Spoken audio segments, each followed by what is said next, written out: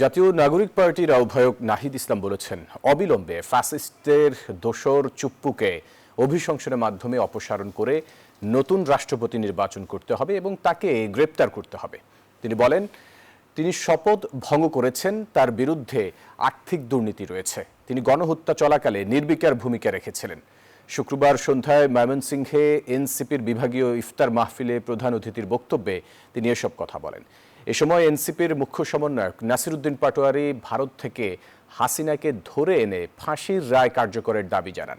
সেই সাথে বর্ষিয়ান রাজনীতিবিদ মির্জা আব্বাসের জন্য দোয়া কামনা করেন।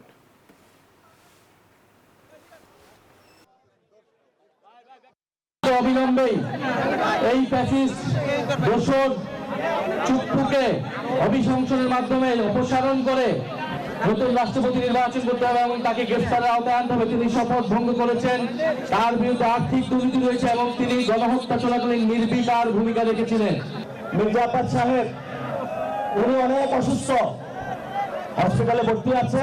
আল্লাহ তাআলার কাছে দোয়া করি যাতে আল্লাহ তাআলা তাকে সুস্থতা এবং নেক হায়াত দারাজ করুক, যাতে উনি বাংলাদেশের মানুষের খেদমত করতে পারে।